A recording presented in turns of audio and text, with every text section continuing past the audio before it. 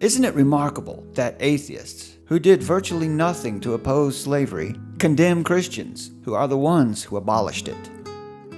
During the Civil War, both sides quoted the Bible, and we know all of this.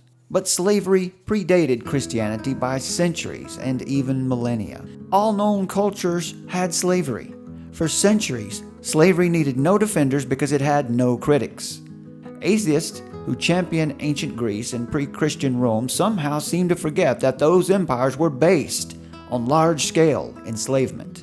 In fact, they shunned the research and development of labor-saving machinery in order to preserve the market value of their slaves.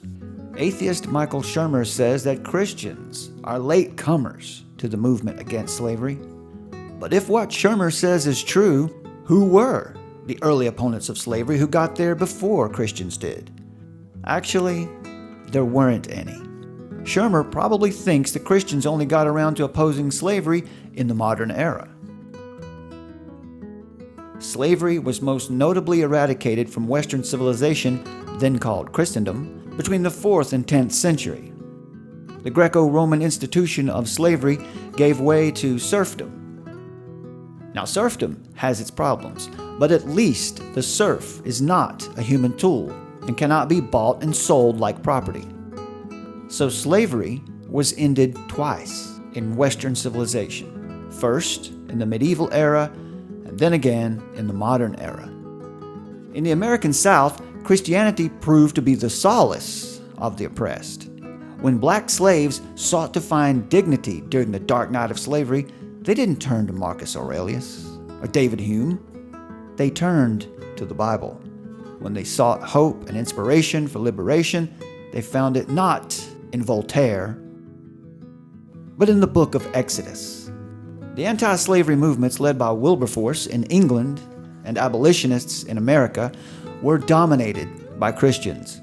These believers reasoned that since we are all created equal in the eyes of God, no one has the right to rule another without consent. This is the moral basis not only of anti-slavery, but also of democracy. Jefferson was in some ways the least orthodox and most skeptical of the founders. Yet when he condemned slavery, he found himself using biblical language. In Notes on the State of Virginia, Jefferson warned that those who would enslave people should reflect that, quote, "The Almighty has no attribute which can take side with us in such a contest." Jefferson famously added, quote, "And can the liberties of a nation be thought secure when we have removed their only firm basis, a conviction in the minds of the people that these liberties are the gift of God, that they are not to be violated? Indeed, I tremble for my country when I reflect that God is just, that his justice cannot sleep forever," unquote. But wasn't Jefferson also a man of science? Yes, he was. And it was on the basis of the latest science of his day that Jefferson expressed his convictions about black inferiority. Citing the discoveries of modern science, Jefferson noted that, quote, "There are varieties in the race of man, distinguished by their powers both of body and mind. Blacks," Jefferson continued, "lack the powers of reason that are evident in whites and even in native Indians." While atheists today like to portray themselves as paragons of equal dignity, Jefferson's scientific and skeptical outlook contributed not only to his anti-slavery sentiments, but to his racism. Somehow, Sam Harris and Michael Shermer neglect to point this out. In the end, the fact remains that the only movements that oppressed slavery in principle were mobilized in the West, and they were overwhelmingly led and populated by Christians. Sadly, the West had to use force to stop slavery in other cultures, such as the Muslim slave trade off the coast of Africa. So, who killed slavery? The Christians did, while everyone else generally stood by and watched. Now, speaking to the issue of Old Testament slavery, which is typically used as fodder for atheists in debates with Christians, as they will often rhetorically opine, how could anyone follow a God who endorses slavery? This is most often a hollow claim from one who has not bothered to attempt to grasp an understanding of the great differences between the slavery mentioned in the Old Testament and the more modern transatlantic slave trade. Chattel slavery has always existed among man. However, the blame falls on the shoulders of fallen man rather than God. That said, the slavery most typically referred to in the Old Testament is a type of voluntary servitude. Exodus 21, verses 1 through 6, describe the potential situation in which a household slave desires to remain with his master rather than go free under the Israelite law that mandates release each sabbatical or 7th year. The passage reads, "Now these are the rules that you shall set before them. When you buy a Hebrew slave, he shall serve 6 years, and in the 7th he shall go out free for nothing.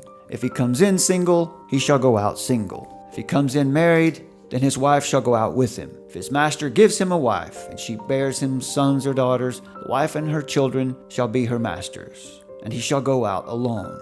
But if the slave plainly says, I love my master, my wife, and my children, I will not go out free, then his master shall bring him to God, and he shall bring him to the door or the doorpost, and his master shall bore his ear through with an awl, and he shall be his servant forever." This certainly does not express the same kind of relationship commonly known to have occurred between modern slave owners and chattel slaves. The fact that Israelite laws existed for the provision of a servant who loved his or her master to stay and become part of the family supports this. The marking of the servant with an earbob or pierced ear denoted the servant's position as a member of the household, not as a chattel slave. We also read in Deuteronomy chapter 15, verses 12 through 18, "If your brother, a Hebrew man or a Hebrew woman, is sold to you, he shall serve you 6 years, and in the 7th year you shall let him go free from you. And when you let him go free from you, you shall not let him go empty-handed. You shall furnish him liberally out of your flock, out of your threshing floor, and out of your winepress. As the Lord your God has blessed you, you shall give to him. You shall remember that you were a slave in the land of Egypt, and the Lord your God redeemed you. Therefore I command you this day. But if he says to you, I will not go out from you, because he loves you and your household, since he is well off with you, then you shall take an awl, and put it through his ear, into the door, and he shall be your servant forever. And to your female servant you shall do the same. It shall not seem hard to you when you let him go free from you, for at half the cost of a hired worker he has served you 6 years. So the Lord your God will bless you in all that you do." This idea is reiterated often by Jesus in the New Testament. In John chapter 12, verse 8, Jesus reminds us all, "For the poor you will always have with you." In Matthew chapter 22, we are given Jesus' command regarding separation of church and state. More specifically, a common command from Jesus that we are to love and take care of one another in our households and communities without being dependent upon a central government to collect funds and dole it out to the needy that are in our midst. Verse 21 reads, "Therefore render to Caesar the things that are Caesar's, and to God the things that are God's." It is not the duty of the state to care for our needy. It is our duty. If we held to our duty and served God in His will always, there would be no need for such creeping government involvement in our lives.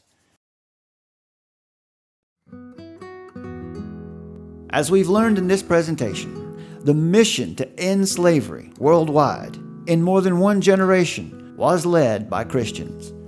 If you are an atheist or a skeptic or just woefully uninformed, remember this the next time you decide to criticize anyone but yourself for the presence of chattel slavery in the modern world. We all carry it as an equal burden and sin.